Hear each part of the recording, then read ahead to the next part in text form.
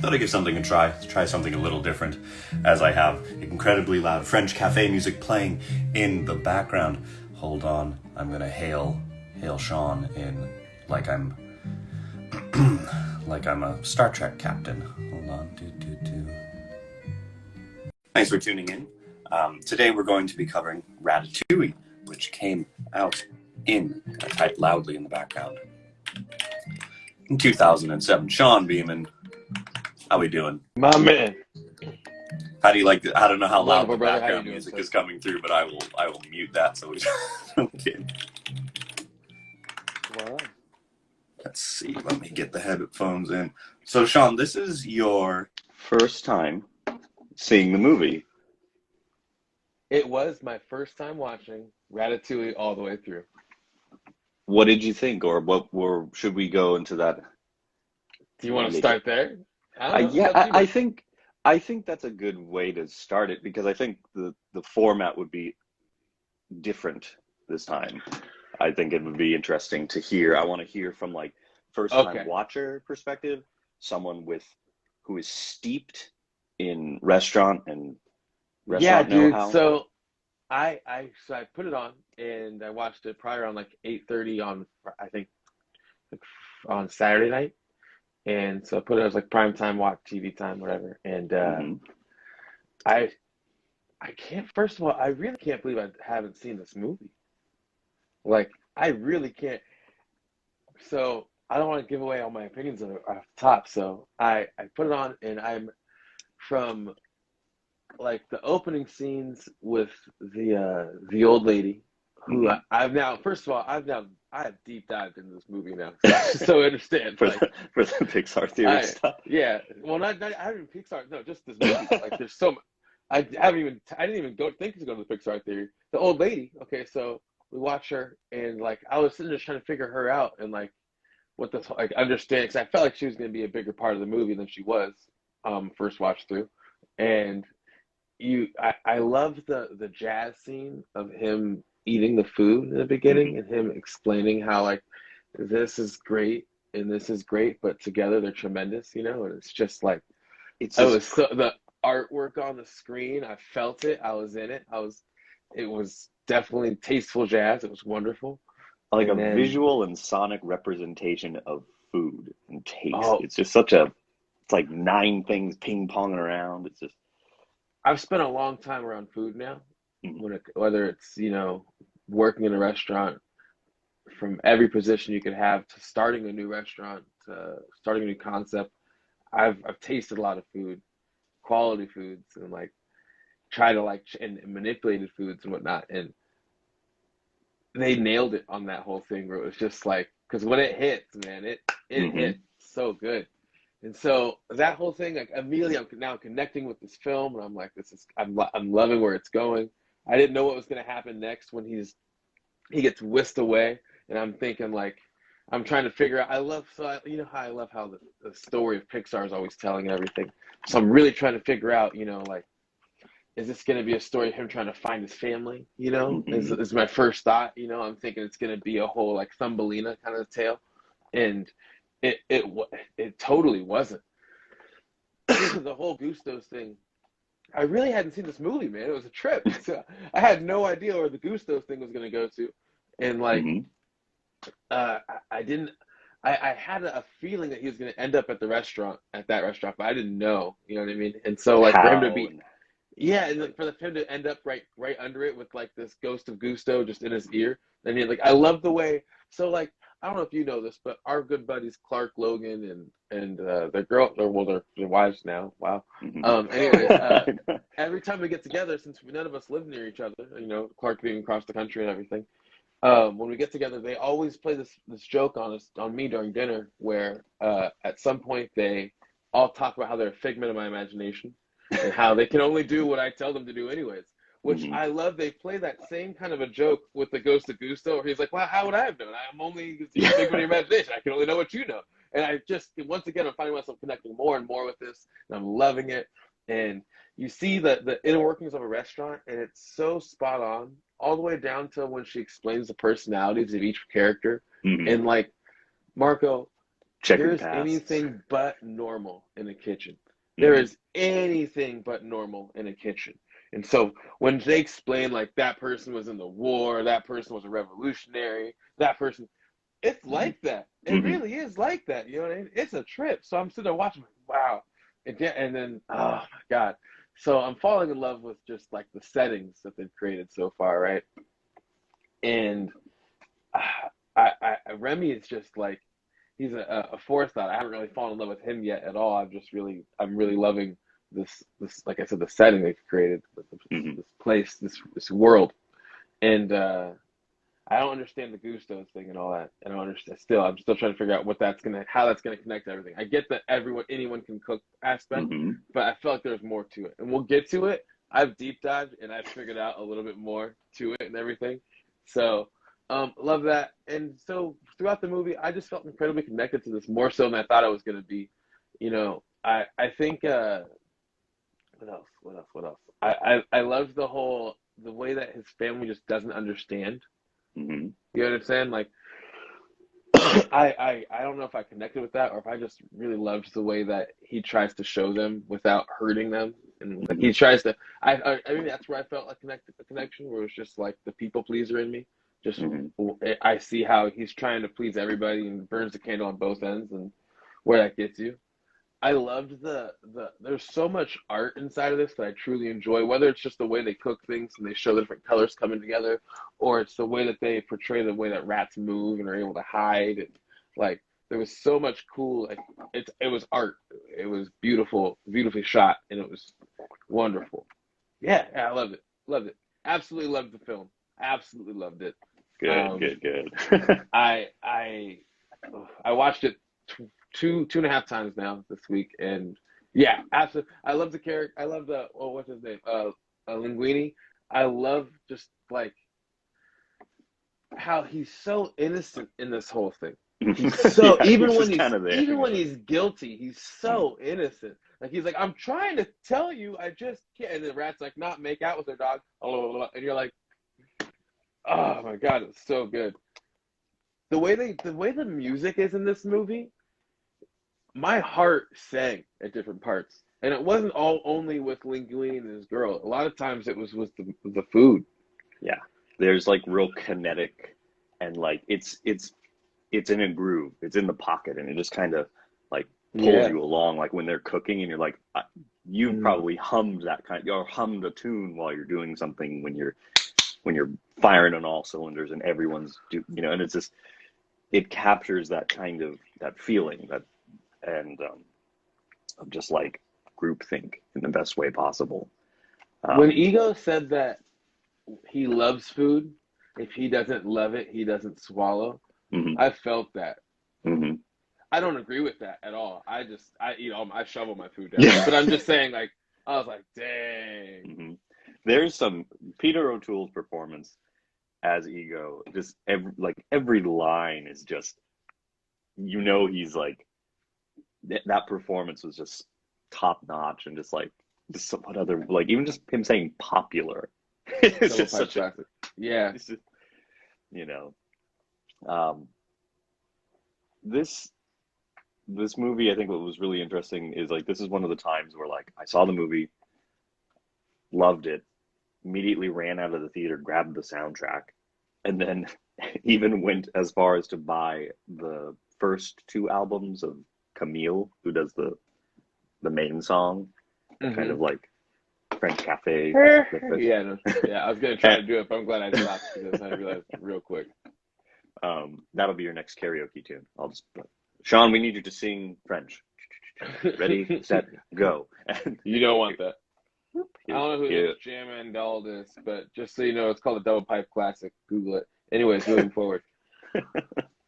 Um, it's just I think what's really fascinating with this movie is that it's like this is one of the I think this is right around the time when I was like excited, like I was getting back into getting excited about seeing Pixar movies again, like right after Cars, yeah, right after Cars, and then this, I don't and want to say Cars kind of put me off, but I think that's kind of what happened.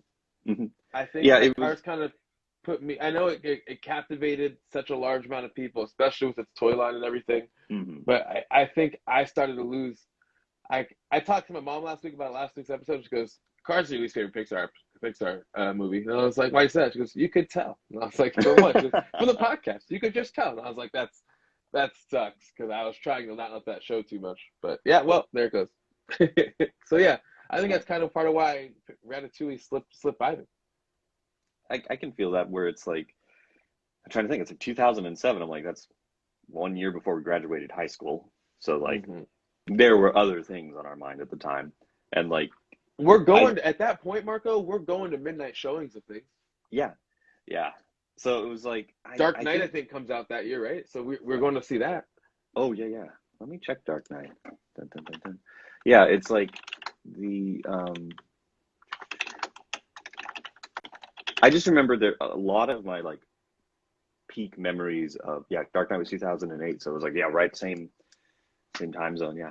And it's like most of the time when I saw Pixar films, for some reason, I used to go to the downtown Disney AMC all the time. And so it was this perfect like microcosm of capitalism, in which I would go in, see the movie, step outside, walk over to the Disney store, buy the soundtrack, look at all the merch. It was the soundtrack.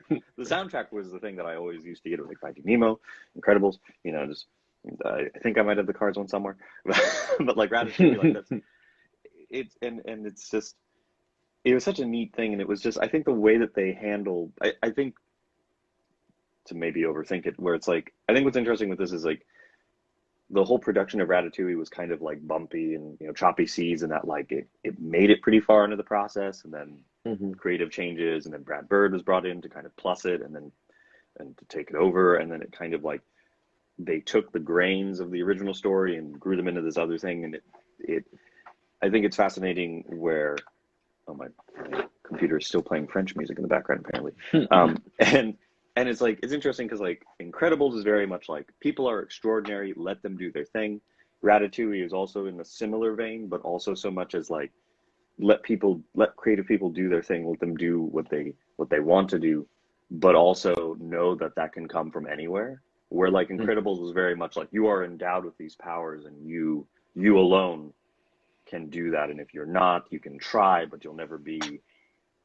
It's a little bit too deep into that. It's just like, no, like, I'm with you. I'm starting to have a different thought. So like the Spark shorts are a great microcosm of what I think you're talking about, where like you kind of get like this really broad array of everybody who's represented at Pixar gets a shot at telling a story. And more so in the Spark shorts, but like even in this, where like there are certain people who feel like they were born better. They were born with a talent, with a God-given talent, and it's their responsibility to give the world that talent. And there's other people who feel like they're no better than anybody else, but they've worked twice as hard as everyone, and that's part of why they got to where they are. There's other people who feel like, what? We're all just here, and what hand we get is the hand we play. And so, and in that whole spectrum, wherever you fall in the spectrum, Pixar's got somebody that works for them and somebody who writes for them, and they're going to write a story that's talking to you. Yeah. Let's see what else we got. Cast, crazy cast. The casting's great. Patton Oswalt as Remy. The perfect like can be passionate but not screechy, but also like, I think it works. I know Patton Oswalt has the perfect CGI rat face. In other words, which is really mean to say, but I mean it. Like, it's like I used to get told, you have a voice for radio, Sean. Like, thanks, man. Face for radio. Face for radio. Yeah, you're like, oh, thanks, man. Thanks. Wait a second. And part of it's that his voice. What I mean is that his voice is lent to this perfectly, and I don't mean just because he's a rat. I just also mean just as an animated character, Patton Oswalt is phenomenal. I do think that he's got something to his voice that's very. It's almost like he's asking for help in everything he says, and you want to give him help. Yeah, he appeals to your like, he appeals to your sympathy with his like, his desperation, his comedic desperation. Yes, desperate. That's exactly. I don't want to say he's desperate, but yes, it's just like, give me. But there is desperation in his voice, though. There totally is. Even when he's not even when there's no need for it, Mm-hmm. which works really well for his character. I feel like his. I think that let's see who else was in here. It was solid. Okay, Peter O'Toole, Yes. Anton Ego. When I looked up him and I saw what he looked like, I was like, oh wow, Mm-hmm. oh okay, that makes way more sense. Do you want to go the deep dive to understand who all these characters were in the movie though? Because I mean, like, I got some conspiracy theories that I don't know if they're true or they're not, Uh-huh. but Camille Gusto was Linguini's dad, right? Mm-hmm. Do we know who Ego's father was or his mother? He just was born, just rose from a. Well, we see if you want to. I guess I can't really pull up pictures of it, but if you want to look it up at home as well, you can. If you look up the cut scene where it goes back to when he's a child and he's Mm-hmm. eating, his mom's Ratatouille, right? I got a bunch of these are gonna blow your mind right now, Marcos. Get ready. Strap. You gotta get a seatbelt. Click it a ticket, baby. So I got to do the Sean Henderson though. love it. Okay, so we go. He eats Ratatouille. He gets jet back in time, right? And he Mm-hmm. gets to see what he's back in front of his mom, and his mom's cooking. Okay, Mm-hmm. and he sees his mother, and he's in a house. And if you see the house, it's got, I believe it's like red and white tiling, Mm-hmm. and it's got like a dresser behind him, and then you see the mom. And if you go back to the beginning of the movie, you see where Remy's from, where the old lady is at. You see Mm-hmm. she's got the same tiling and the same fireplace and the same piece of furniture, Mm-hmm. right? You also see behind her is a silhouette of what looks like Anton Ego. Mm-hmm. So it would seem that the old lady is Anton Ego's mother, which would explain why it is that when he eats the ratatouille, it takes him right back to being a child, because it literally was his mother's recipe. Mm-hmm. Next level to this whole thing, okay, is that old lady had a child with Gusto before she got with, was it Renata? Is that her name, right? Mm-hmm.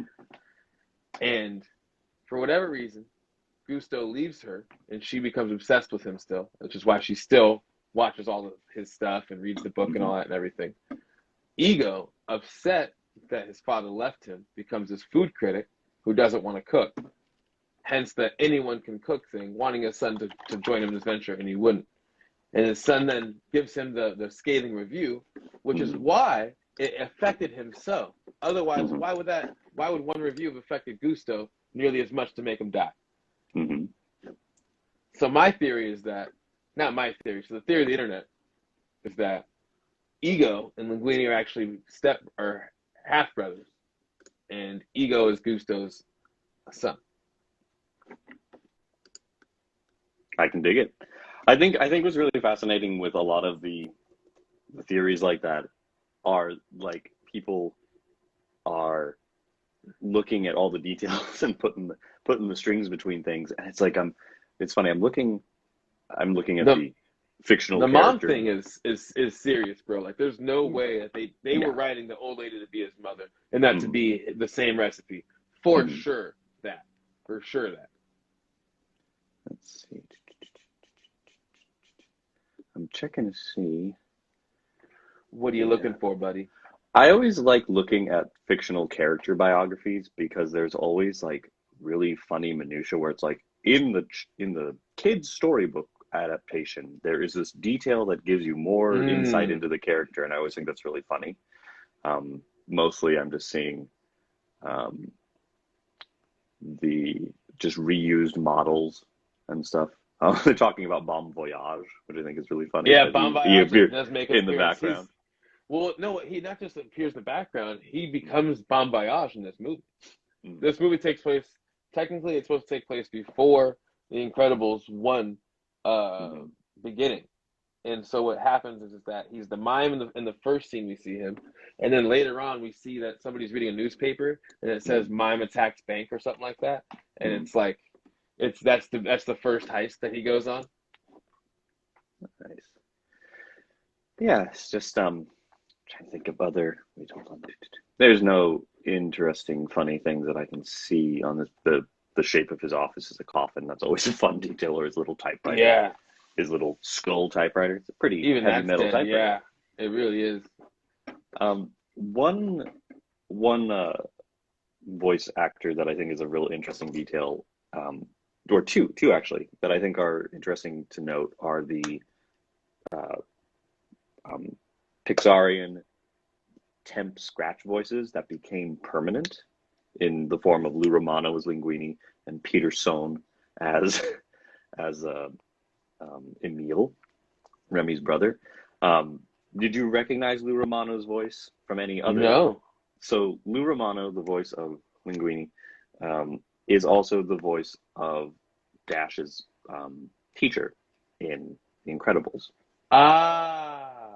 So when you watch Incredibles again, which I'm sure is inevitable, Yes.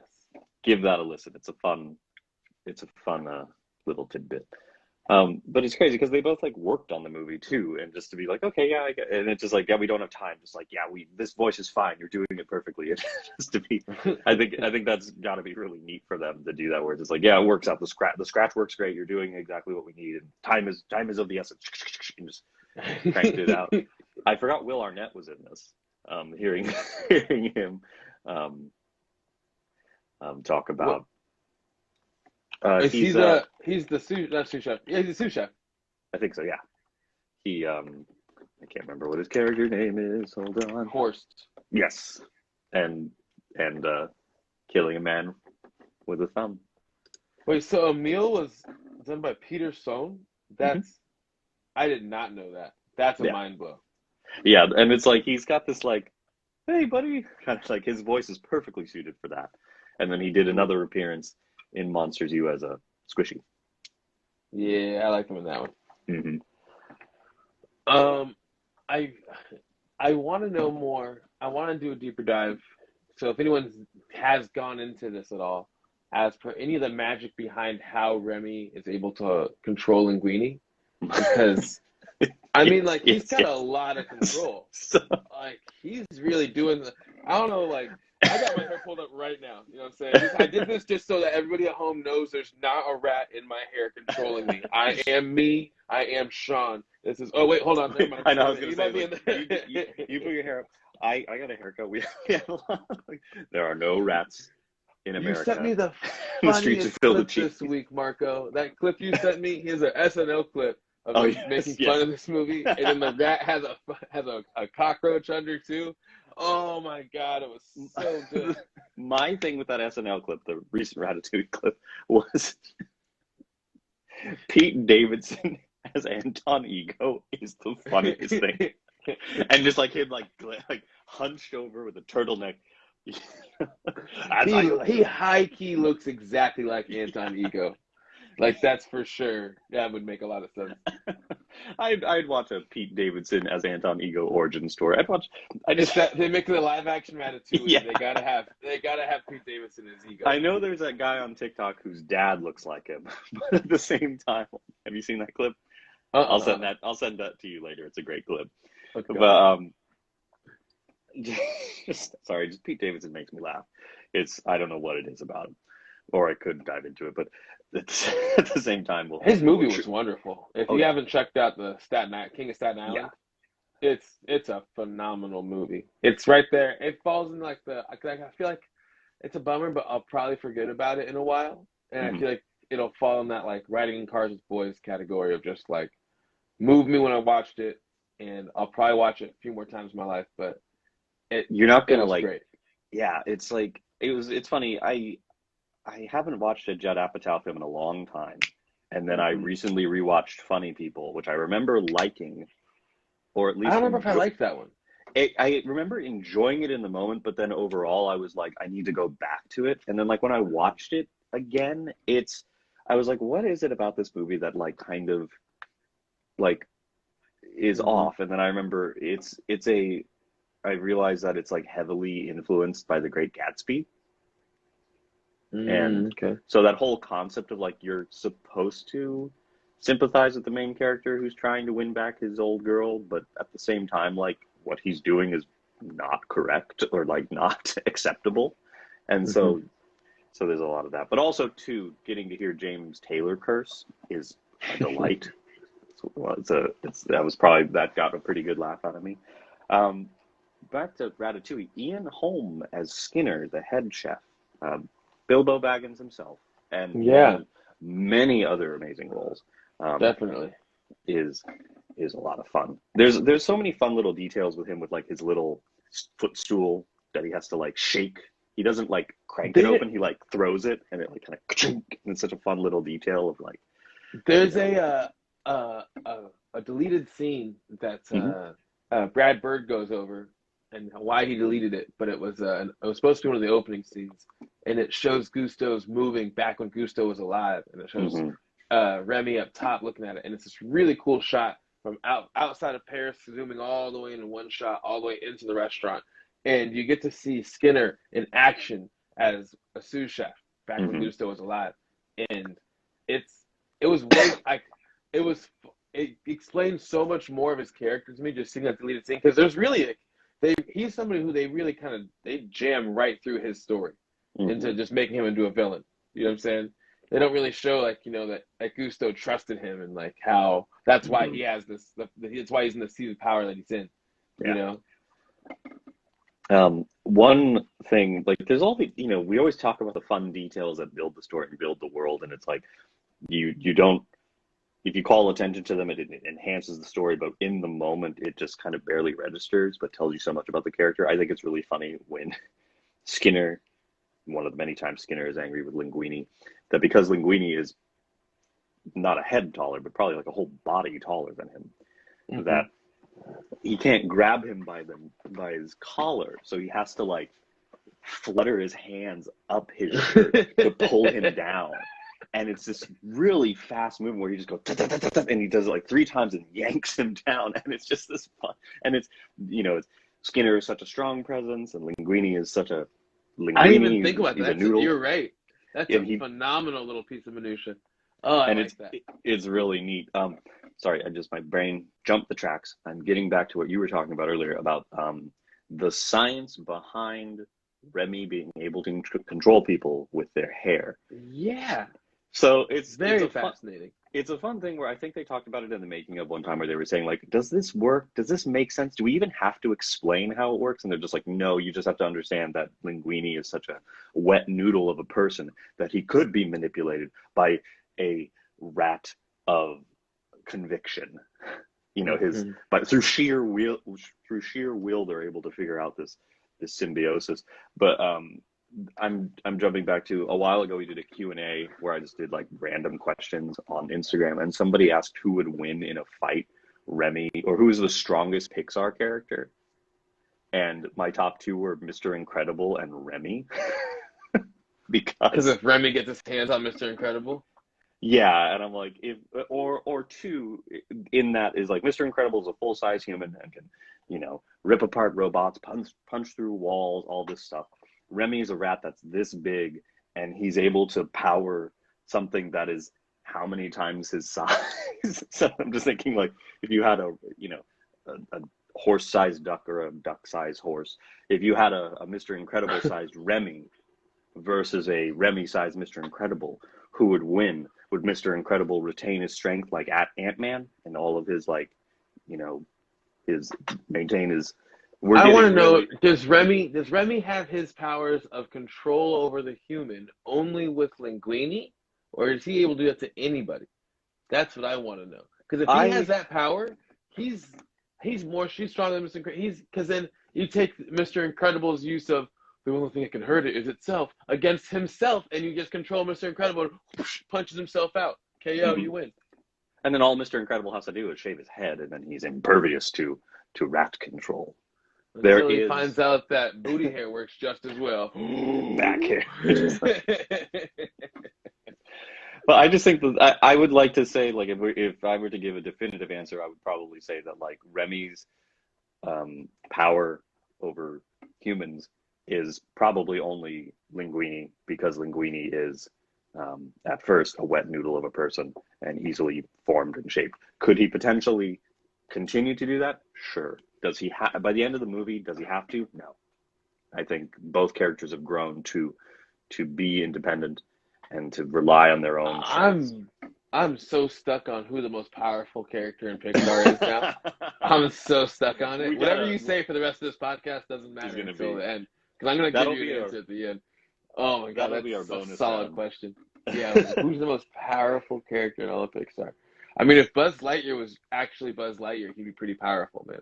And we'll be able to answer that once the new Lightyear comes out. Yeah, you know what I'm saying? Like, that's, I don't know. Buzz Lightyear the astronaut, or who else would be super powerful? I feel like there's got to be some OP characters in this whole thing. I mean, the Potato Heads being able to imbue any object with they're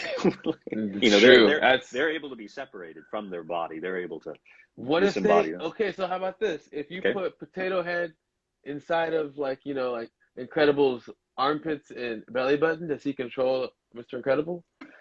I don't know, because they only did what they did, tortillas and it's gotta be an cucumbers. Yeah, I think it has to be an inanimate object, but then it's like I'm trying to think of like what would be interesting team ups.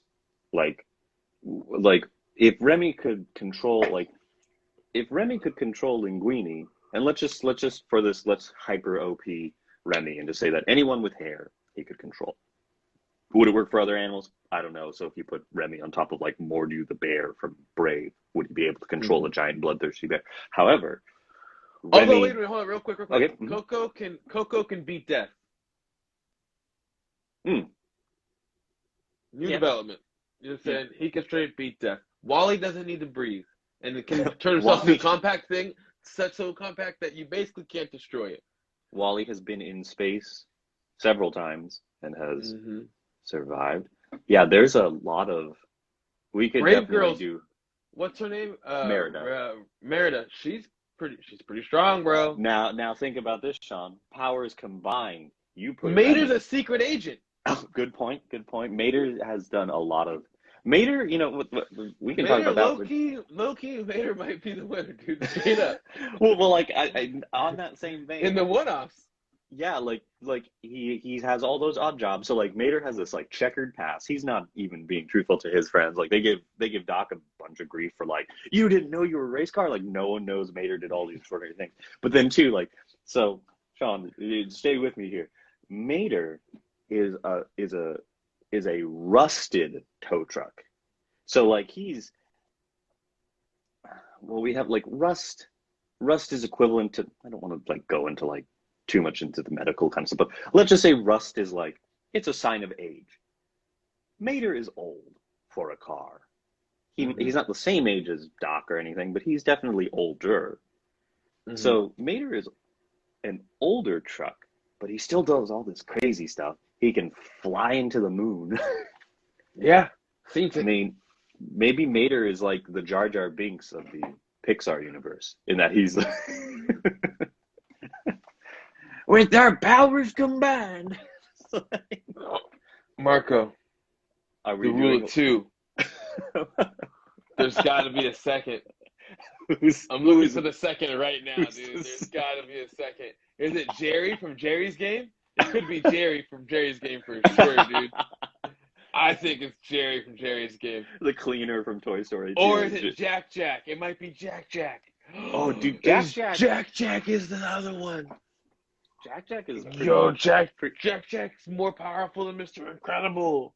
Shooting lasers, turns himself to goo. Super strength. Goes into different dimensions. Invisible. Fights raccoons without getting rabies. No raccoon rabies. Yeah, he's just throwing bows. Maybe so he's really flexible. Yeah. But he does still have the soft spot in the back of his head. That's his one weakness. Yeah, that's his one weak spot. And Mo's like, here, I have this helmet. It will protect you. Oops, I dropped it. He's got this like Magneto helmet, but it's just one of those baby skull formers. Okay, so right now, let's just get this right. So we have, is Mater 1 or 2? I would say Mater would be 1. Mater's 1. I put Incredible 2 and Jack 3. And the reason I put Incredible 2 is because he understands his powers more. Jack's a baby, doesn't quite understand what he's got. Jack is a baby rattlesnake. In that, like, you go through the trail and a rattlesnake bites you and it knows, I only need to give you this much to take you down. And then a baby rattlesnake is like, I'm going to put more poison in you than you'll ever need. Yep. So it's like, Jack, stop the bank robber, blows up the building. It works. Aha! And then everyone laughs, and they're like, "Oh, the baby Love did it." it. I think Mater is number one in that I view it as that he's number one in that he's an older car who is not in the best condition, but he's still able to do all these extraordinary things, and he's also disarmingly goofy, much in the same way as Emperor Palpatine. No, straight up, dude. Like Hidden in the shadows. This whole I know I said Mater, but you blew my mind with the whole he's the Jar Jar Binks whole situation, because everything just clicked once you said that. It's obvious that he's the most agile. Probably he's as fast as a race car. Mm-hmm. We've seen it. You know what I'm saying? He's more agile than the race car. He's got more pickup than the race car. Mm-hmm. I mean, he's a better secret agent than the best secret agents in all of the universe, in his universe. Accidentally too. Not even on purpose. Yeah. Which is the Jar Jar Binks part where it's like, is this really on accident? Mm-hmm. I think what's interesting too with Mater though is that you could talk about how the one thing he hasn't done that Jar Jar has done is he's never caused the collapse of the central government. At least not fully. I don't know. We haven't. Cars 3, the government of Cars world seems pretty intact, but things may change in Cars 4. You know, I mean, Cars 4, major apocalypse. Look, dude, the Sith are known for being incredibly patient. Mm-hmm. Incredibly patient. So I could see it. I just want to go online. I'm gonna YouTube something and see if I can find anything. Sith Mater. Well, yeah, I want to see if someone's recorded, like, have you ever heard of the tale of Darth Piglets the Wise? No, I haven't, Mater. Could you tell me? Wow. I ever tell you about the time that I took down the Galactic Empire? I don't care who you are. That's funny right there. Death Star explode. Let's see. No one. Here's why. I type in Mater Palpatine and it pulls up Master Palpatine clips. Google image Sith Mater. Yeah. I'll look up Sith Mater. Boom. Sith Mater. Well, because they did do the really funny, like, peak Cars Land merch. They did do Star Wars crossover hybrid. Yeah, I got a Darth Vader Mater right in front of me right now. Vader Mater, Darth Mater. Darth Mater's a thing. Where's Padme? Is she okay? Darth Mater's a real thing, dude. Like, this is making a lot of sense. Oh my gosh. I wish I'm gonna try to pull this show. This is good. Today our show has become the Darth Mater hour. Come on. Yeah, I miss the silly merch. Darth Mater.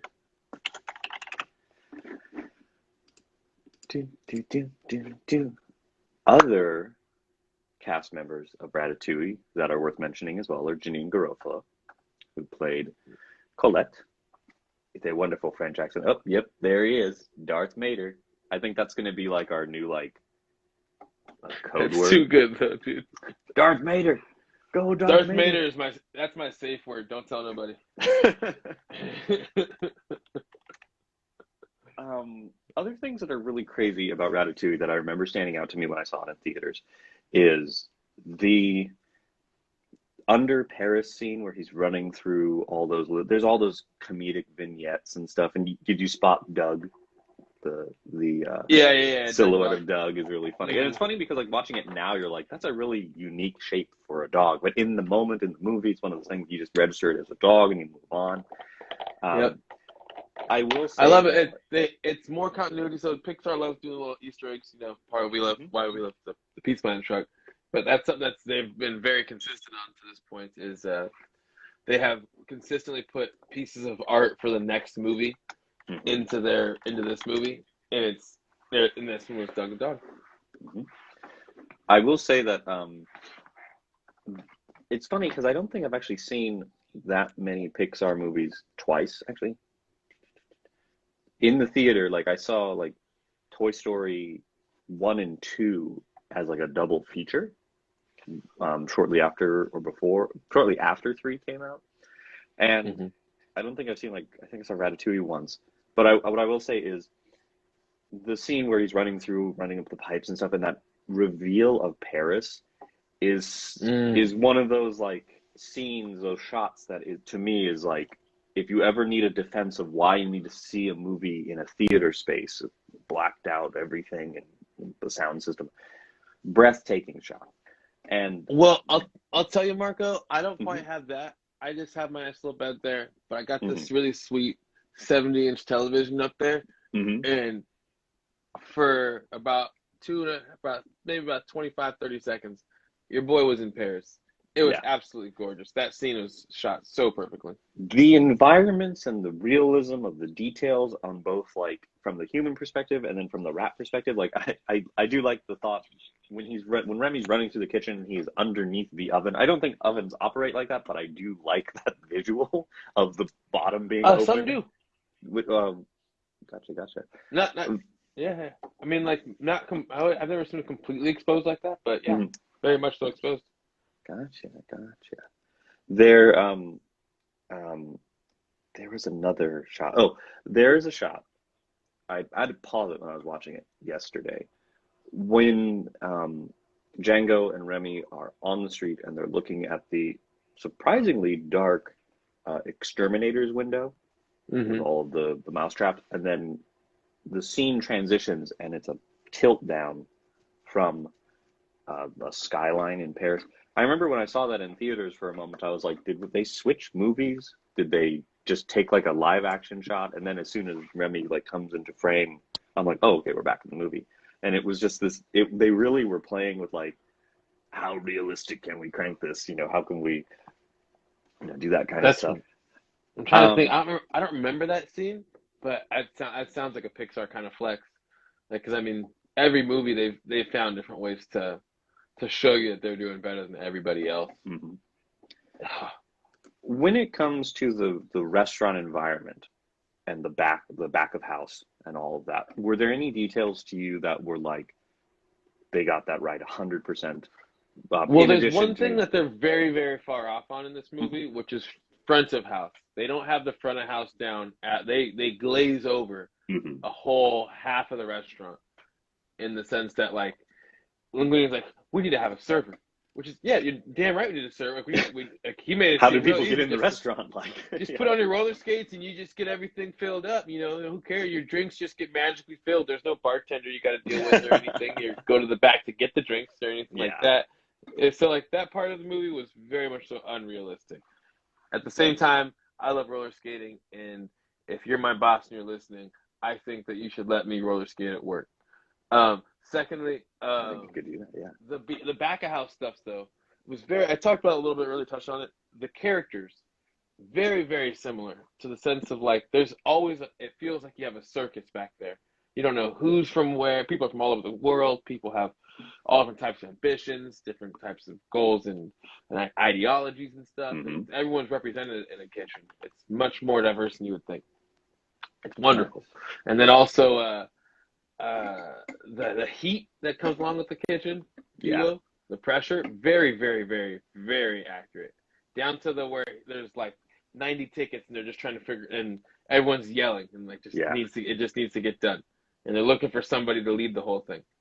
And down to when Colette says we need to just cook, or down to when she says that guy is no different than anybody else, just go ahead and cook. That's real, because when you really own a restaurant, you have a standard of excellence that every plate is up to here when it comes to how great it is. So when you have a critic, it should be here. And when somebody else comes to there, it should be here. Therefore, nothing should change. There shouldn't be more pressure. The only pressure is getting through this service. It was I've given speeches the way that I've given Linguini speeches and I've given Colette speeches, and I feel like they were both accurate. Nice. See, like I think, you go ahead. Sorry. I was gonna say, I also think it's really accurate too that everyone's had a boss like Gusto, where you felt an incredible sense of loyalty to them, and they've left a lasting impact in your life. Whether it was a boss or just a mentor, but a lot of times that's your boss, and when it is, it's a real special thing. And that's why the whole movie is predicated on the lasting impact of Gusto, all the way down to the last scene where we get to hear Ego say that he understands the whole anyone can cook. Yeah. Um, see, the extent of my food prep is literally working at a snack shack at a summer camp, which which involved like hot pockets. And I think the funniest thing, I think you'd appreciate this, Sean, Uh-huh. because it's just a goofy story. We had this microwave that, you know how there's microwaves in the 80s that weighed like 50 pounds, and they were like the Hmm. size of like huge thing. They had like wood paneling for some reason. We had one of those. And for some reason, I think the power either was set incredibly high, or the power was like the governor on the power was deteriorating to a point where like there was a like a Chernobyl. We had like a Chernobyl microwave. Um, Hmm. Cold hot pockets. You put it in the microwave. I think it's Hmm. supposed to be 3 minutes. 2 minutes. 2 minutes. Two. Okay. Okay. 2 minutes. I wouldn't know. Oh well. Sorry. Just But kidding. Just kidding. Just no, kidding. I but know. so you got to hear this. The We would put a brick, like you could hit it on the counter and it would dent the counter, frozen hot pocket by itself Hmm. in this microwave, and it would burn charred black in 1 minute flat. We referred to that microwave as the nuclear reactor, and we would only use it when absolutely necessary. So like if we had a rush and we had like 10 kids waiting for a hot pocket, we would throw in more hot pockets than should have been in a microwave. We'd put it in for a minute flat. And once you just like force this microwave to contend with like frozen bricks, then it would cook them perfectly. But if you did an I individual feel one, like this microwave's probably still there, and we're just waiting for the mushroom cloud. the building, I think the building will fall. It's the Cars line. That building will rot, and then They'll build a new building on top of on it. top of this microwave. That microwave is the foundational cornerstone of this Oh my building. gosh.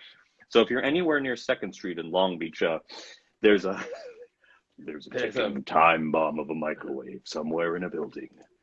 Watch out.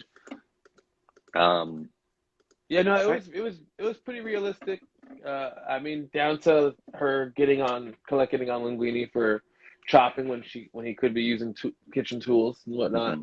Like that's Elbows in. definitely, yeah. I mean, like I get on people all the time as a manager just for efficiency of steps and making sure that you're not wasting your time while you're working, so that you can be more efficient. So that was spot on. That's the right Mm-hmm. kind of like, the following of recipes and whatnot, also spot on. It's very frowned upon to in the restaurant to change a recipe. Mm-hmm. It's, you know, in that specific manner, it made more sense because it's more of a fine dining restaurant, and it was a chef special that he had created in that moment. But normally, like if you go against the recipe, like that's we're not going Yeah. to keep you around because the whole point is that we made this so that you could make it over and over again. That's like the point of a line cook, you know. Mm-hmm. They don't really, but and also that wasn't much of a. That was a different experience. I'm used to a line, like a Mm-hmm. kitchen line. That wasn't a kitchen line. That was a full blown kitchen. Yeah. So it was a different experience for me to see that as well. Question that is from a pedestrian and someone who's like the depth of my food knowledge is from informed by the Food Network or the Cooking Channel, and maybe like an Iron Chef or two. In a restaurant setting, what is the circumstances in which a new recipe would be introduced? Is it like on an off day, a slow day, or do you do like a workshop off-site and try to brainstorm? Is it a big team, So it small would have to do team? with a few things. So like say like you're looking at your reviews and you're getting hammered on your food quality or something like that, Mm-hmm. or food presentation, whatever it might be. You're getting hammered on something about your food. You might address it with a new recipe, a new special. If you have a lull in customers, a lot of times what you'll do is you'll try to create buzz by creating a new item that has some sort of appeal, whether it's for affordability, for the aesthetic, or because it's a hot item. Like this is like right now, everyone who's listening to this has probably heard about like a hot chicken spot, right? Because Mm-hmm. Nashville hot chicken spots are very popular and they're delicious, and there's a reason why they're popular. But like, you know, you can see trends, and so you'll see other restaurants that don't specialize in that putting that on their menu for a while, just so they can contend with this. You know what I'm saying? KFC put out a new chicken sandwich to contend with Popeye's chicken sandwich. You know what I'm saying? Like, I had a Popeye's chicken like, sandwich yesterday. I'm just saying, yeah, there you go. So like, but like, you know, that Popeye's chicken sandwich was buzz. Yeah, you hadn't heard about Popeyes in years before that. You know what I mean? Yeah. They've been doing fine, but you hadn't heard anything about them. And so like, when you need to create buzz, a lot of times you'll create a new item as such. Especially if you're somewhere like a known restaurant that's known for everything that's on it. When you change something that's been the same for so long, it really does. It flips people. You know what I'm saying? And if you do things well and you add something, people will be very excited. So I'd say normally you're gonna you change a recipe for exactly what happened in the movie. It just doesn't happen on the fly quite like that. Right. But right. to create a buzz, essentially, yeah. Gotcha, And gotcha. it happened in the most lucky way possible, where not only did it happen just to a random table, the random table also happened to be a critic. So I can't imagine a situation where that happens normally at all. Because normally you've brainstormed your restaurant and your menu to where it's where you want it to be, especially if you've been open for that long. You might change something one night just to try something new, and that might end up being the way it goes, I guess. Like I had a mac and cheese recipe we changed one time that we changed on the fly, and we started moving more in that direction. Nice. But also that was the beginning of a restaurant though, so like it wasn't. We were still in that melding. Exactly. Yeah. With I'm like, I feel like I'm on topic and off topic, but I want to ask another question, and then we can get to other things too. Critics, do they kind of sneak in on their own? Do they try to come in, or do they certainly don't announce themselves, really, do they? No. So a lot of that stuff, most all that stuff is stuff that you generate. So like I'd say 95% of the critics I've ever dealt with were with people that we wanted to come into the building. We want them there. You know what I'm saying? Which is why I'm saying, like, you wouldn't just change the recipe all of a sudden. Like, look, man, we planned for this. We've been open for 3 years or for a year or for however long, and every day we've been open was practice for this moment. So we should be fine because we did fine all those other days. So there's no reason why this should be any different. Yeah. That's why it was so weird. The difference is that they were a 3-star restaurant. So if they would put out the same stuff, they would have maintained a 3-star restaurant as opposed to when, like, every restaurant I've been a part of where we're trying to get people in, we're not trying to show out that we're a 3-star restaurant, you know. In this universe, in this French cuisine universe, in the greatest restaurateurs in the world universe they've created, the critics have this role that's like the same as like a sports analyst on ESPN, as opposed to something that where I'm more used to, where you're asking for them to come in. Whereas ESPN is at your stuff and they're gonna talk about you no matter what, because they generate revenue that way. So that's where I feel like the critic thing is a little different. Gotcha. Cool. Trying to think if there's any like fun anecdotes, like to or like fun fantastical situations that occur. Sean, have you ever had a rat like on your head and like been helping no, I've seen some stuff, dude. So like I've had between rats and bugs. Okay, so I haven't had too many rat issues where like I've seen the rat too much, you know what I'm saying? We've had mice or rats at different restaurants before. It's hard. So like I'm not gonna name the restaurants, but if you know me, you know that's fine, yeah. But you know, we used to work at one of the restaurants was at a mall, and it was a nice restaurant, but it was like we're on the outside of this mall, and the thing that when you're in a mall is that you're sharing your space with hundreds of other people. And so if one person gets a bug problem, you're having an issue where now the entire mall is going to have a bug problem, because if you kill them in one place, they're just going to migrate. Yeah. And same thing goes for mice and rats. So we had an issue there. And the thing that was hard to deal with in the mice was the bugs.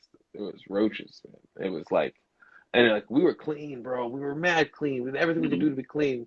But like occasionally there'd just be like, it's an open air patio and stuff. So like there's just a bug walking down the street, man. Yeah. So this lady is complaining, right, that her food was cold or something. I can't remember.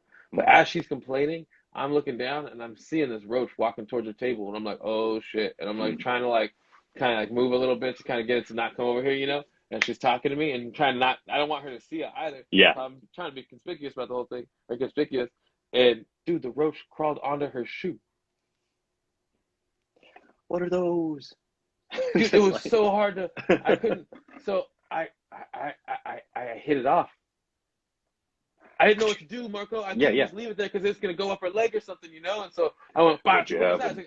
I go, I think I saw something landing on your foot, so I just wanted to get it off.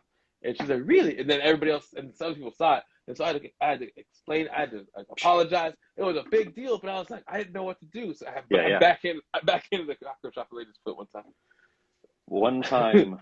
One time I was at my old job. One time there was an area that was known for having roaches, and we had to, you leave something overnight and you move it the next day, and there will be bugs. And we moved something when we were supposed to have prepped it a little earlier, but when we moved it, there was like a cockroach, like, sumo wrestlers. Yeah, they're big. And we were trying to like corral it so it wouldn't go into a store, and we were trying to like prevent it from going someplace, and someone walked by and go, "Gosh, that's a big beetle." And we go, "Yeah, that was a big beetle, all right." Yep, he started his own band and Beatlemania, and just kind of did their own thing. But trying to think of other things from the movie: the music, the visuals, the story, the if you want to see what it's like to cook on a line firsthand, go check out my boys at Smoke and Fire in Paramount, right meow. They opened up a new restaurant there, Fire Brisket Sammy's and hot Nashville chicken sandwiches, whatnot. They got it all happening right in front of you. You could literally see what it looks like to work in a kitchen right now. That sounds good. I think we should do a remote episode. We could do. Here we are. Fire. For Ratatouille 2, we'll do it from the inside of an oven. I need you to do your Guy Fieri impression. We're just gonna rent a convertible. Welcome to Flavor Town, baby. That is one celebrity chef that I would like to kick it with. I feel like Guy Fieri would be. That's something that was missing. Cool. I feel like from this cast was a celebrity chef. Yeah, man, they had an opportunity there. Ratatouille, too ratty, too tooey with. Too ratty, too tooey. Wow. With Guy I really can't get over it. Like, dude, do you understand how much of a mind blow it was for me to realize that the reason that Ego loves Ratatouille so much and why they went with peasant food, like they foreshadow so much around it that it's because it's his mom's recipe. Like they never touch it. That's his mom, bro. Did you realize the old lady was his mom? How many times have you seen this? I just remember when I heard that theory, I was like, oh, that makes sense. Yeah. Like you know how like some of them are like really out there. That one is like, that makes sense. And like even if it was unintentionally like all lined up to do that, it's like makes sense though. It it's it's intentional. There's an umbrella in the scene from when he's a child. She shoots through an umbrella with the rifle at the beginning and the shotgun. There's so much. It's the same house, bro. It's the same exact house. It's her. Either her or his mom died and the sister moved in. Yeah, I was like, I just think what's great is that Granny had a double barrel shotgun ready to go for the rats. You must have big rats to meet. There was another theory that she was the same Granny from Tweety Bird, Sylvester and Tweety. Oh yeah, Sylvester and Tweety. Now they're pulling in Warner Brothers. Well, because there's I know, right? That's what I thought too. There's like a scene where like you see a bird cage up in the attic with the rats, which I guess they might have been trying to pay homage to her. I guess. I don't think that's who she was supposed to be, but I don't know. So we're hitting 1 hour of talking, but I think now is the time to do a Star Trek hail and bring a third person onto the show. What do you think, Sean? Do you think it's a wonderful time, brother. Do we get like a knock on the door? Do we do like a is it a mail time situation? Yeah, mail time, ding ding ding. Okay, I got a text message where it's like it's time. I feel like something. Time to register for classes. I was like Hello. Star Command. Come in, Star Command. Ding. So we're getting Christiana in. Christiana. And Kris. Hi. Hello. So for those of you who don't know, I would describe Christiana as our team mom when we were doing the truck. She would fix up our bandages, tie our shoes, serve us orange slices, and Make sure you ironed your shirt before we went to Pixar. mm-hmm. Ironing shirts, you know. So today we're talking about Ratatouille. We're talking about also who is the strongest, perhaps most overpowered Pixar character, and just general relevant anecdotes. So it sounds like I'm assuming there are some theories. So let's just start with your take on Ratatouille. With what? No. Let's start with what matters. Who's the most powerful Pixar character? Definitely the woodcarver. She's a witch. She's not magic. Well, she's the birth of magic, so I'm with you on this. That's definitely a character that should be brought up. But she does give Mater his powers, technically Pixar theory.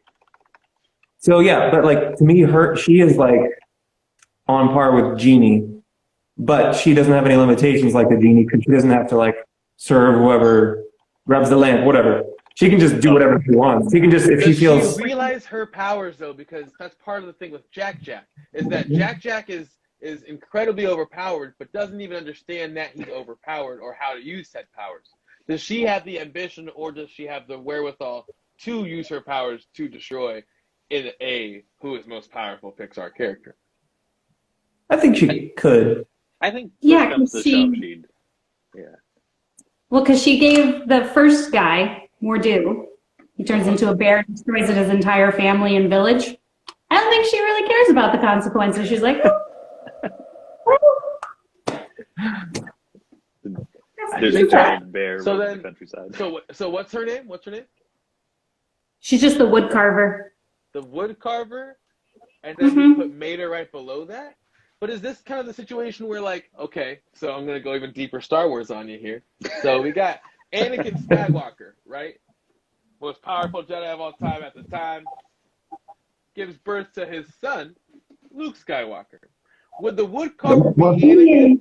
And would Mater be the Luke Skywalker in this situation? That's what I'm asking now.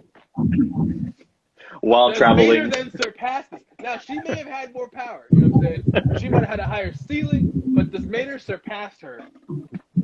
I mean, what has she done?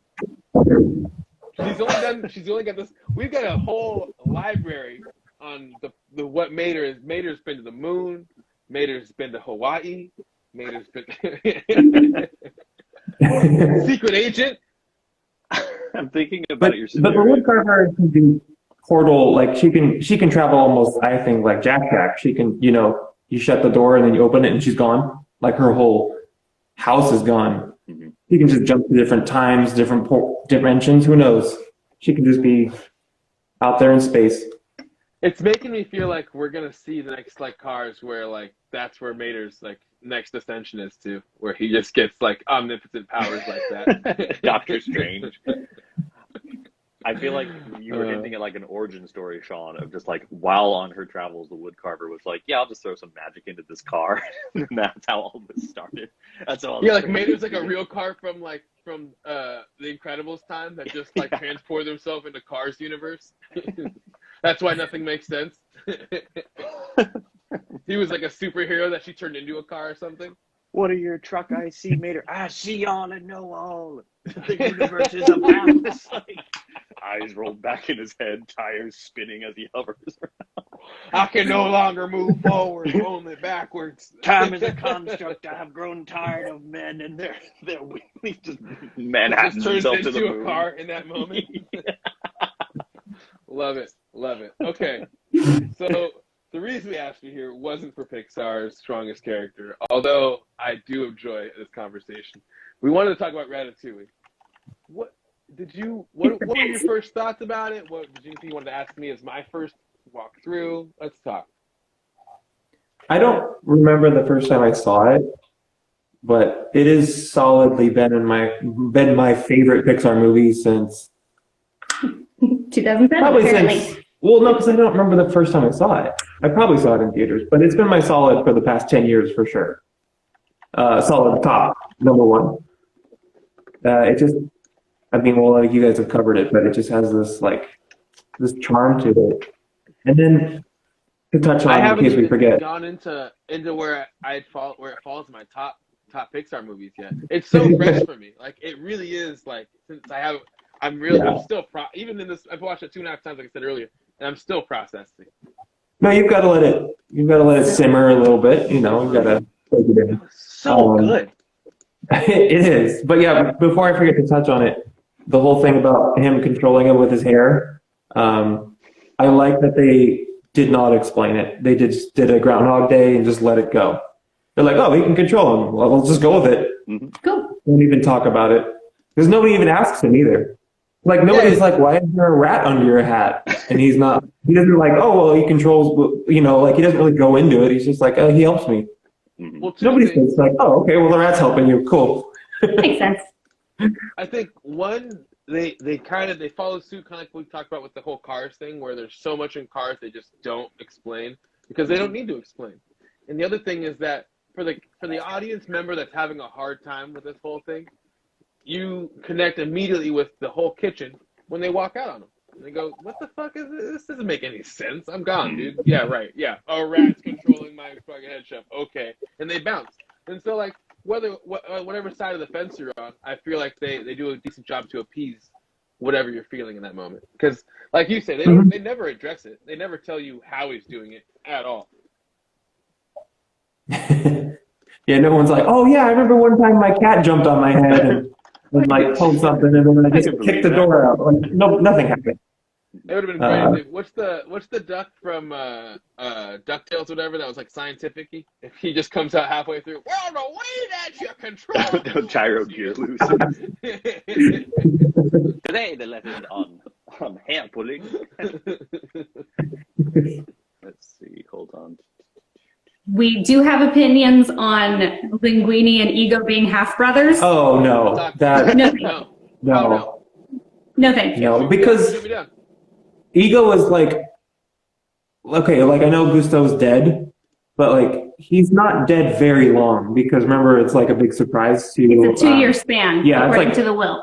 2-year span, and so I'm imagining that Gusto's personification in Remy's head. And then like his appearance and all the like the cardboard cutouts for the chimichangas and all that stuff. Like that's probably how he looked like when he died. It was only about 2 years ago.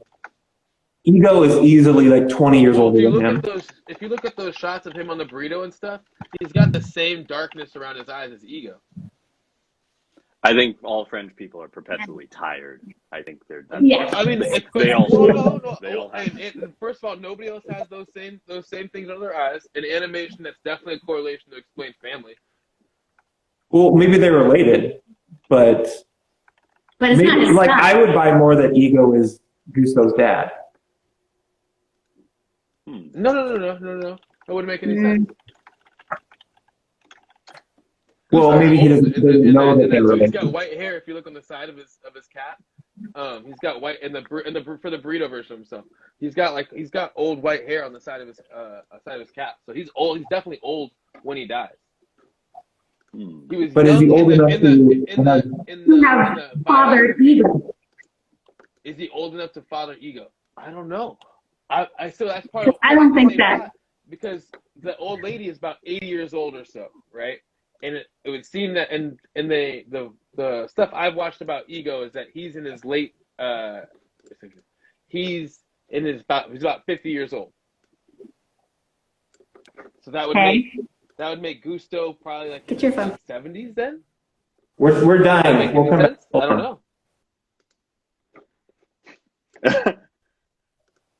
We got to do like we should do like a little math chart and be like, all right, here's the plan. Here's the.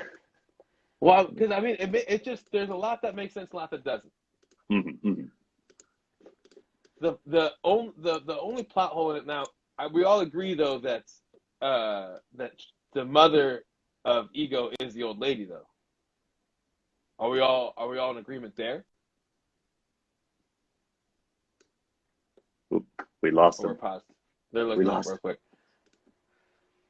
Yeah, I could see them like the shallowest part of the story for us is definitely gonna be the whole can Gusto be the father of Ego? Mm-hmm. Does it make sense? Can it make sense? I'm not I'm not 100% sold on it, but I'm not sold that it's not that. I think I when it comes to like anything that isn't expressly stated in the story, I'm very much in the camp of like anything is possible if you believe in it. Let me see if I can hail the. Oh, I have lost the controls. Dun, dun, dun, dun. Dun, dun, dun, dun. Oh, that's weird. Yeah, hold on. When they came in and left, I lost my ability to chat. Oh no, hold on. Dun, dun, dun, dun, dun. Am I the chat guy now? I don't know. Do you have? I don't know. Nope, I got no abilities. I got nothing. Nope. Trying to see if there's a way that I can.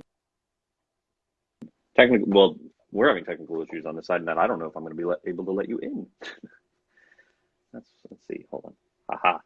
Ah, there we go. Never mind. Crisis averted. While you guys were theorizing about the lineage of Ego and Linguini, I have made you've seen Watchmen, right? Hey, I can hear you. Hey, yay! I just made a piece of artwork that I will send to you. Hold on, let me send this. Dun, dun, dun, dun, dun, dun. I mean, Dun, dun, dun, dun, dun, dun. like we can see Marco, we can't see Sean. Sean. No, try to. Can you hear Sean? Because that's really all. No, we got a circle and silence. Huh. We're gonna keep all of this in the broadcast. There he is. Okay. Yay! We're good. No, I just as a joke made a goofy thing of Mater on the moon saying, "I'm tired of Earth. These people. I'm tired of being caught in the tangle of their lives." Sitting on the moon. You should have given him Mr. Manhattan eyes. I need to buy Photoshop or buy Acorn or some kind of photo editing program. Also, I need to just buy a new computer because it is sputtering. Yes, you do need to buy me a new computer, Marco. You do need to buy me a new computer. Let's get a computer sponsorship. Speaking of sponsorships, make sure you check out The Chosen Wan, CHOSENWAN.com. All right, so you guys I don't have anything. stuff? Yo, OG, I see you. Mm-hmm. The original run where it was made to look Weathered. distressed. Yeah, Weathered. weathered and distressed. Yeah. So anyway, you're saying that Gusteau has to be 80 years old. No, he has to be at least 70. He doesn't have to be as old as her. Right. I mean, you could go with it. It's not. I don't buy it. But obviously, she is definitely. So the reason, the story behind it in the video I watched was that so they're together for however long, and then Gusteau moves on from her, and that makes her distressed, and she becomes the old lady that we see, and she continues to be obsessed with Gusteau, hence she has the book, she watches his stuff still and everything, and it created a animosity in Ego, which is why he has this animosity towards Gusteau the whole time, and why he doesn't believe in the whole anybody can cook thing, because he hates his father. Mm-hmm. See, I would buy that. I mean, I buy that as an explanation for them being brothers, and that like mom liked Gusteau more, but I don't. But yeah, I mean, they could definitely be related. So here's another question: is Ego's mom also related to Edna Mode? Because they have very similar facial structures as old women. They're feisty. Wait, no, you really are onto something here, because we do get the whole Bon Voyage character introduced in this, so they are connected universes. We know that for a fact. We have established that normally character traits such as eye features are a strict way for animators to establish genealogy. So boom, there as well. Also, where's the fashion capital of the world? Someone let me know. I just want to know. I don't know. I think you might have struck gold on that one. Right? She really could be. She really could be. Does that mean that the Or teacher? maybe. Hold on. Does that mean the teacher in The Incredibles is also related to both people? I mean, he's got the big glasses. Maybe Edna is Gusteau's sister. If Gusteau would be this old lady's son, maybe she went to study abroad and left the family behind. Oh, you're saying so. You're saying Edna's goose. No, I thought we were saying Edna is the mom, old ladies. Yeah, Yeah, that's what I think. not Gusto. No, just related to them. We think Edna might be related to Ego's mom. Yeah. So she's Gusto's aunt. We all agree Gusto's that aunt. the old lady is Ego's mom, though, right? Oh yeah. Yes. Yes. Okay. Cool. Like the whole thing is that the ratatouille is the same recipe. Makes sense. Yeah. What else did we have opinions on when they were talking? Oh, you've definitely seen Ratatouille twice in theaters because we went and saw it when it re-released in Downtown Disney one time after we met. I was gonna say I didn't see it. Me. Not either. Oh, I was like, I forgot about the re-releases they did. Hold on, wait, time out. TFTI. What the heck, guys? I had never seen the movie. You guys go see it in theaters in the re-release. I'm right here. What the heck? I gotta figure out when we saw that. When was the re-release? Oh, was it the 3D? Did they do 3D for that one? Or it was in 3D. I think so. Oh, No. God, cold-blooded. I don't remember if it was like a cast member thing. We took Or if the it was truck. like an open. Oh, it was a good day. The whole crew was there. We need to organize some A kind truck of reunion. Yeah, A truck union. We're coming up on like 10 years next April. Pizza Factory. Yeah. We could I do know a pizza that. tour. Yeah. We could do a pizza tour of some kind. Let's see. Trying to think of any other thoughts. What's your favorite part of the movie? Sean, Yeah, go for it. Tell me. did you have a favorite quote from the movie that sticks in your head? Favorite quote in the movie.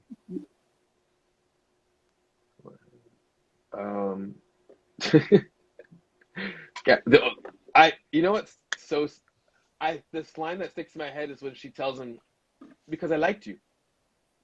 Because she's so the opposite of that.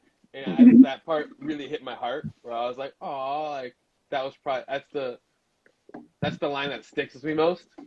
Not even like, and it's such a basic line, just the delivery of it from the character I thought was phenomenal. Because she's just outlining everything but that and then just hits it with cherry on top. The truth is, I like you. All right. There are. My favorite part is just when he starts talking about food. That's the favorite part of the movie, but my favorite line is definitely probably that. Yeah, there are a handful that I use on a regular basis. All the time. All the time. They There's fit like any occasion. 4 at least. Yeah. They killed a man with his thumb. With this thumb. Very important. Gets you out of any conversation. I love that he goes like this and he shows him the thing. It's like One can get too familiar with vegetables. You are the one that is getting fancy with the spices. That's also a good one. I'm always getting fancy with the spices. I'm Yeah. always getting fancy with the spices. You're just getting too fancy. I'm You're too picturing you fancy. like jumping over the boiling pot and throwing stuff in and like doing backflips. Sean's cooking again. The scene when he takes over the restaurant is absolutely majestic. It is, and it makes so much, like if you've ever been in a restaurant where like it feels like the restaurant's on fire, but everything's working, that's exactly what it is. Because there's so many moving parts and everyone's moving around each other and there's a synergy to where no one's hitting each other, no one's bumping, but everyone's moving. Everything's happening. I got flames happening over here. I got fryer popping and sizzling over here. I got dude over here making the most immaculate plating happening right here, making it look perfect. I got dude back here who's shouting in another language, and you know it's nothing nice. You know what I mean? Like, all of it's happening, and at the same time, 3/4 people are smiling, and everybody else has serious face. It's a great time, and it was so that. It was so that. Down to him walking through, all right, spoons down, and everyone does the taste test. It's so, I'm getting goosebumps right now. It's so exactly like that to be in a working kitchen, and it's so much fun. They captured it. They got it. Yeah. What was I watching? We were watching some food thing, and Alton Brown was on it from Food Network, and he talks about Ratatouille. He's like, it's one of the most accurate like food movies out there, because the guy like mentioned it jokingly. He's like, oh, Ratatouille is a good chef movie. He's like, no, seriously though, it's so good. It really is though. Loved it. Loved it. Loved it. Loved it. Loved it. Loved it. Now you got me stuck on like so between this podcast, man, I'm stuck between who's the strongest character. I got Woodcarver thrown in my whole thing now. That really wrenched the whole thing. And then on top of that, now I'm sitting here going like, where does Ratatouille rank? Like, where is it going? Because like, it's up there for sure. I don't know. I don't want to. I feel like I need a day to sleep on this before I answer that question. Because if I answer that question now, like the fan club that's inside of my head could get really upset later. Are there any other Pixar movies you haven't seen? I don't believe so. Like I've even seen the Planes movies. See, I haven't seen the Planes movies. That's technically not Pixar, so it's okay. Yeah, but it's just wild you haven't seen this yet. I can't think of any other one I haven't. Like I saw the good. I can't think of any other one I haven't seen. Here, I'll look them up right now. Let me see. Boom. Like the most recent ones would be like Onward and Soul. Saw it, both of them. And then the ones that go under the radar are like Good Dinosaur. Yeah, I saw it. Yeah, I've seen everything. There's nothing I haven't seen here. I've even seen all these shorts. I love the shorts. Gosh, I love the shorts. Hi, friend. Do you remember how wonderful La Luna was when we saw that at Pixar? Yeah. It moved me. I was so like, they did it again. They done did it again. Well, that's one of the reasons why I'm so excited for Luca, because that's Enrico Casarosa's like feature, and it's just like. Yep. Do we meet him? That's the guy we met, right? That's the guy that in the cereal bar. No. Across the street well, from it, across the way from it. Maybe I just remember what happened. We met the director, a Latin director, and he was so cool. Oof, we met a lot of people. If you remember, I just with Enrico, all I remember about Enrico was that we're sitting in the movie theater seats, and they're like, oh, by the way, we're going to show you La Luna. Here's the director to tell you about it. And then he's just like kind of scooting his way down the aisle, trying to like get, between the seats. And he's like, hello, everyone. This is my film. And he just kind of like told us a 5-minute story about how it's like his family story and everything. And we're like, And then he's like, enjoy. And then we watched it. And we're like, just like, so good. Yeah. I highly recommend, if you have the time, or the friends to help you do it, build a pizza plant truck, take it to Pixar. It's freaking dope, dude. It is freaking dope. 10 out of 10 would do again. Yeah, 100% would do again. Oh man. All right. Well, but maybe with air conditioning. Maybe with air conditioning. Yeah, that's a good call. And a car that doesn't. Car that exceeds 63 miles per hour. Yeah, because you're never going to be able to go back to the future if you can't go faster than 60 miles per hour. You can't get the gigawatts. It's just not possible. You just can't. Yeah, it's science. It's science. Also, bring a Christiana, because you need to make sure the LGMs hang perfectly from the mirror. Otherwise, they don't hang right. You got to get the hang right. I remember. And sewing and what else? Lots of things. General navigation. If you don't bring a wheel, nobody can skate. Yeah. So if you make sure you have a wheel in your group, because you need Or to be drive a Billy Boards. Drive stick most of the way because I was not confident in my driving. It was fun to drive with you. It was scary. It was. I'd like to think that would happen next. I'd like to think I'm better now for the most part, but I just want to do another road trip someplace. I'll do it soon. I want pizza. Actually, that's really what I want right now. I'm ready to drive out to the factory. We should. I mean, you've got the J&J. I've got a couple weeks until I get something, and then we're safe. Yeah, we're chilling. So, Ratatouille is number one. What else is in your top 5, y'all? Round it out for me. What's in your top 5? Oh, top Pixar? Yeah.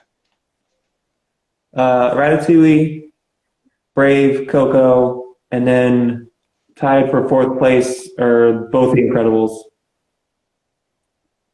And then I guess fifth? those would be fourth, fifth. But it's up to you. You can make a fifth slash sixth. I'm at it. Actually, I really like Monsters University.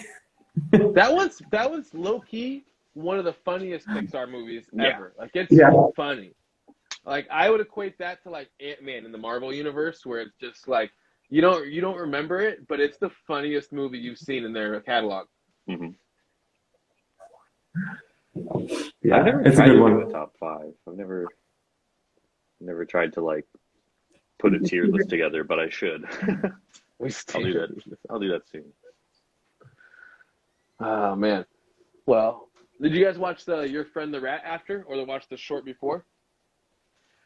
Which was I think was it One Man Band? I think was the short. Might be. Oh, yeah. I think let's check. Dun, dun, dun, dun, dun. Your Friend the Rat is great because it's like. Sorry, you guys are cutting up real bad. We don't have Wi-Fi yet, so our signal's really poor here. Gotcha. One Man Band. I think that is. You're right. It is the one. I'm checking. It was friggin'. That's a fun one. It was really fun. I truly enjoyed the ending of it. The twist is phenomenal. Oh yeah. I love the power they give if you haven't seen it, you two have watched it, right? Well, I love the ending because it's got the little girl and she starts off as this powerless little girl with just one little gold coin, and by the end she's just got all the power. She got all the pizzazz, and she really lays it into the two one-man bands. With Your Friend the Rat, that one cracks me up because it's like this perfect melding of like CG, and then they do like traditional animation and stuff like that. And then they do like real footage. Yeah, they shoot it like it's a whatchamacallit, a public radio, like a PBS documentary. Hi everyone. Today we're going to talk about rats. And then I love the plight they give them, and I like how they take the plague right off the rat's back and turn it into a flea problem. Love it. The flea. This giant evil flea. Yeah, dude. Let's see. Closing thoughts? Any fun? I'm trying to think of like merch. Ratatouille merch is something I don't remember much of. Not a Yeah, I lot. can't see this being much of a merch movie at all. I mean, what I would have imagined. I mean, they got the whole. Aren't they adding the whole Ratatouille section to Disney World right now? Yeah, they're putting the attraction. Yeah. Inside of Epcot, right? So yeah, I mean, like they're still making stuff happen off this movie. That's what I would have thought would have happened for both parks. They just would have put in a Ratatouille restaurant where you can get some delicious Italian cuisine and eat Ratatouille for exorbitant amount of prices. And they had the cookbook. I think they sold the and anyone can cook That's book. a bummer though, because none of this is marketable really to children. What we're talking about, you know what I'm saying? Depends on the kid. You never know. That kid might be highly advanced as a. I just mean we get like easy bake ovens and stuff. Maybe if there was like an easy bake Ratatouille or something, that'd be a cool product line from their lunch. I cooked as a child, but most of my friends did not, so I can't imagine. And I definitely wouldn't have had toys for cooking. I had nice pots and pans. Sarah just pointed out in the chat that there is a Ratatouille themed Remy restaurant in Disneyland Paris, and I forgot because I do remember a picture of their like chairs that look like they're buttons, I think, and it's all like the neat thematic environment kind of stuff where you're the size of a small mouse. I love the idea in this movie at the end that everyone's just okay with the rat cooking. Mm-hmm. I love it. I love that that's just how it ends. Like, you know what? Screw it. Let them go. It's cool. Don't tell nobody though. Okay? Cool. And it's like it's a real nice like warm ending, and it's just like everyone's doing okay. Not sure what happened to Skinner's thrown someplace and then he's out of the picture, and then I think it's nice to see those characters happy. And I think that like quaintness of that little restaurant that people are still coming to, I think it's such a cool I really enjoyed the whole like Swiss Family Robinson aspect of the architecture for all the mouse things and whatnot. Mhm. It's just that's really fun to kind of just like break down and see how they're doing it, and how like for the stuff that was inside the restaurant, it was all actually made by a person, so it was all like made to look nice as opposed to just things. Let me throw one more weird theory. Just like a couple little pins in the board here for you. At that last scene where we see most of the restaurant and like all the people out in line, about like 75% of them are in black turtlenecks. Tony Reidinger from Incredibles also wears a black turtleneck. Is he also French? Did he study abroad? Did he intern at the cafe? Like, the things we need to know. But also another connection to Disney, not just Pixar, is that the whole little environment with the rats up there was very much like Rescuers. Like, they have the restaurant above the restaurant. So it's probably a little homage to that. I've always liked that kind of aspect in like movies where it's like in the behind the walls, in the floorboards, and all this stuff. I will like whether it's Rescuers or like Tom and Jerry cartoons. Jerry the mouse is living in an apartment that looks better than the average person's apartment. Christiana with the connectivity though, over and over again. Mm-hmm. I'm tripping out on that one again. Okay. I think we got to do like a. I think everybody. I don't know. This movie's rooted a lot more people than I thought it was gonna root. I can't believe I haven't seen this movie, y'all. What's going on? And you guys went without me. What the heck? Well, we'll have to go again. We'll have to see if AMC's having it as a movie you could rent a theater with. Right. What's our next movie, Marco? What's our next movie gonna be? Oh, it is. Typity type. I think it might be Wall-E. Hold on. It is Wall-E. Yeah. I'm excited. Wall-E. That'll be fun to talk about. It really will be. Yeah, because there's not much said in the first 40 minutes. So we should so our broadcast next week, the first 40 minutes will be completely done in pantomime by Sean and I. We're just gonna go in and we'll just say our names over and over again like Pokemon. If you're just listening, I just pantomimed.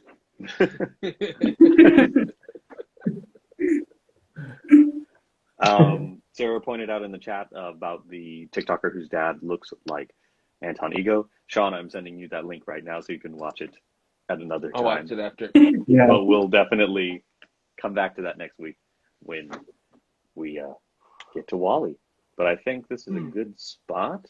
Everyone's feeling good. And I think we will see you next week. Any closing argument? Closing arguments from the defense? Red to his knees. We rest at this time. Gotcha. I just want to say that this movie would move me a lot more than I thought it would. If you're anywhere near a restaurant, whether you work there or you just go all the time and you're fascinated, watch the movie. And then it makes you want to cook. I cooked last night, so I recommend it. You'll live healthier. It's a great movie. I can't think of anything wrong with it. You know, I feel like a better person for watching it. So I highly recommend this movie, Ratatouille. For real. It's got to be a top 10 for me. Yeah, it's got to be. There's no way it's not. Oh, I think God, I'm trying to talk myself out of it because I like Pixar movies so much, you know. So I'm like, no, I couldn't. It doesn't just dethrone that movie, but it is, and I'm having a hard time processing that. So, yeah, no, phenomenal movie. The music in it, the way the synergy between food and your brain is captured so eloquently. The voice acting inside of this is the perfect cast for the characters. I feel like there's nobody who's completely over the top. I really feel like the best casting of all time in any Pixar movie ever was Joan Cusack as Jessie. I think that she's just by far now the best casting that Pixar's ever done.